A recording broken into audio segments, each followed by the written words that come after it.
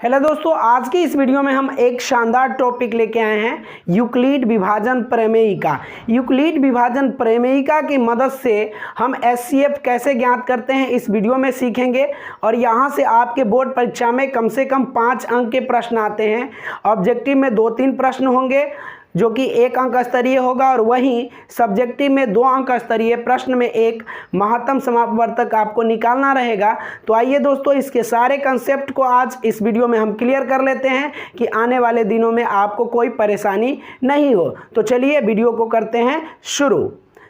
तो आइए सबसे पहले हम समझते हैं यूक्लिड विभाजन प्रमेयिका क्या होता है। तो देखिए, यूक्लिड विभाजन प्रमेयिका में होता है a बराबर बी क्यू प्लस आर। अब ये ए बी क्यू और आर क्या होता है, तो ये ए जो है आपका भाज्य होता है, बी आपका भाजक होता है, क्यू आपका भागफल होता है और आर आपका शेषफल होता है। जैसे किसी संख्या में हम जब मान लो हमारे पास ये 29 है और हमें इसमें 7 से भाग देना है, तो 7 चौके 28 और ये हमारा बचा 1। तो इसमें भाज्य क्या है, तो आप सब जानते हैं कि भाज्य ये है। भाजक कौन है, जिससे भाग दिया जा रहा है, ये भाजक है।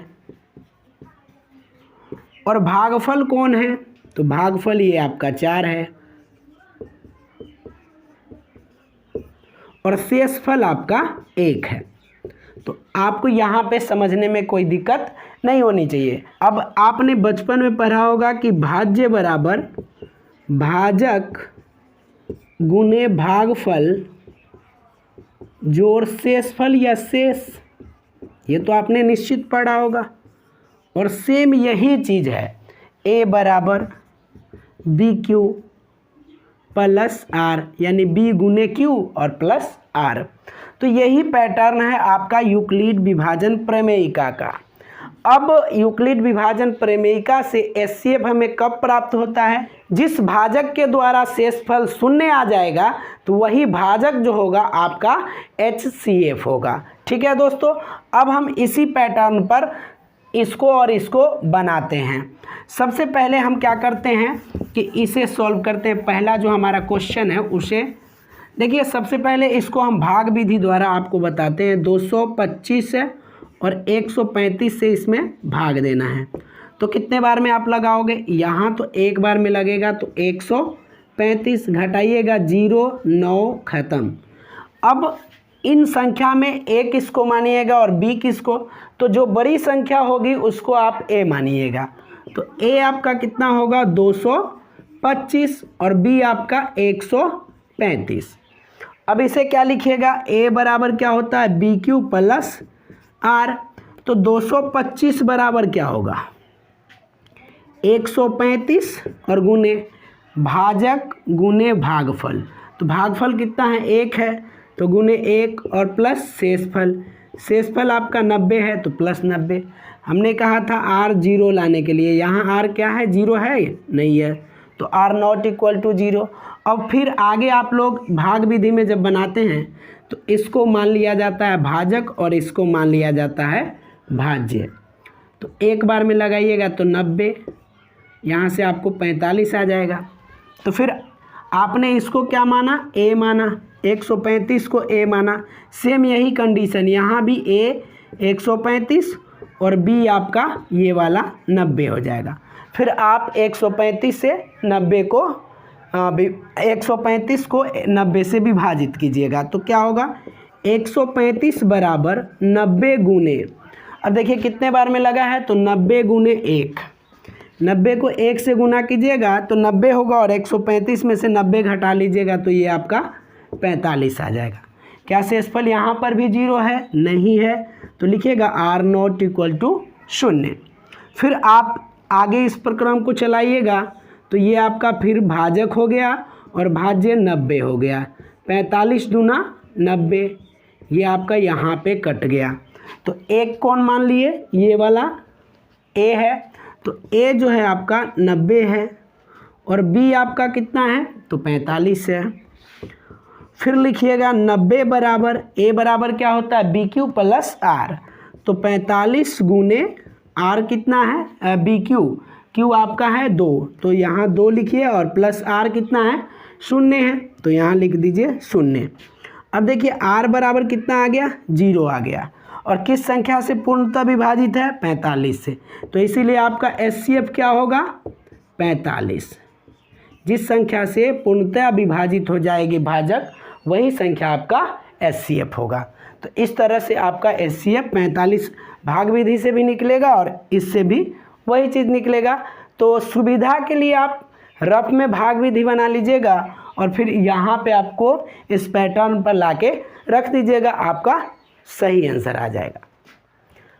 अब आइए दूसरे प्रश्न को देखते हैं। दूसरे प्रश्न में आप देख सकते हैं 867 और 255 है, तो यहाँ पे आपका ए कितना हो जाएगा, सबसे बड़ी संख्या 867 है तो ये आपका ए हो जाएगा, बी आपका 255 हो जाएगा। अब पहले आप भाग विधि से बना लीजिए इसका महत्तम। तो देखिए इसको हम 255 से भाग करते हैं तो 3 बार लगाते हैं, 5 तिये 15 के 5, 5 तिये 15, 1 16, 3 दूना 6, 1 7, घटाइएगा ये 0 आएगा, ये 2 आएगा और ये आपका 0, यहाँ से 102 आ गया। तो अब आपको इसको लिखना है ए बराबर बी क्यू प्लस आर के रूप में। तो ए कितना है 867 बराबर बी कितना है 255 और इंटू क्यू जो है आपका कितना है 3 है, 3 है तो 3 लिखिए और शेषफल 102 है तो 102 लिख दीजिए। अब आर आपका जब तक 0 नहीं आता है तब तक आपको सॉल्व करना है, लिखना है।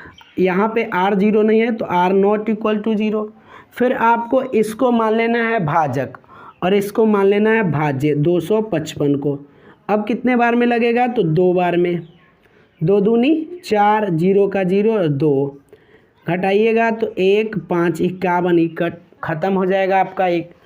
तो यहाँ आपने क्या किया कि इसको भाजक मान लिया, तो भाजक होता है b और इसको भाज्य मान लिया तो भाज्य आपका a होता है। तो 255 बराबर कितने हैं तो 102 और कितने बार में लगा है तो 2 बार में, तो गुने 2, शेषफल कितना आया 51, तो यहाँ से आप इसको 51 लिख दीजिए। अब यहाँ आप देख सकते हैं कि शेषफल आपका 0 नहीं आया, तो फिर लिखिएगा आर नॉट इक्वल टू 0 और इस प्रक्रम को फिर आगे बढ़ाइएगा, इसको मान लीजिएगा भाजक और इसको भाज्य, 102 आपका भाज्य हो गया। अब कितने बार में लगेगा 2 बार में, 51 दूना 102 ख़त्म। यहाँ पे आपका शेषफल 0 आ गया, यहाँ सॉल्व हो गया। कितने से पूर्णता कटा है तो 51 से, तो ये 51 आपका एचसीएफ। लेकिन इस पैटर्न पर कैसे बैठाइएगा, तो यहाँ के लिए आपका ए हो गया 102, ए बराबर 102 और बी बराबर आपका कितना हो गया 51, ठीक है। फिर लिखिएगा 102 बराबर 51 गुने कितने बार में लगा है 2 बार में, तो यहाँ लिखिए 2 और शेषफल कितना आया तो 0, तो प्लस 0 लिख दीजिए।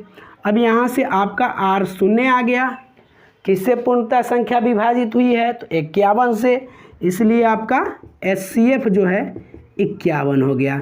इस तरह से हमारा दोनों क्वेश्चन सॉल्व हो गया। दोस्तों यदि आपको ये वीडियो अच्छा लगा तो इस वीडियो को एक लाइक कीजिए और साथ ही हमारे चैनल को सब्सक्राइब कर लीजिएगा और बेल वाला आइकन ज़रूर दबा दीजिएगा। जय हिंद, जय भारत।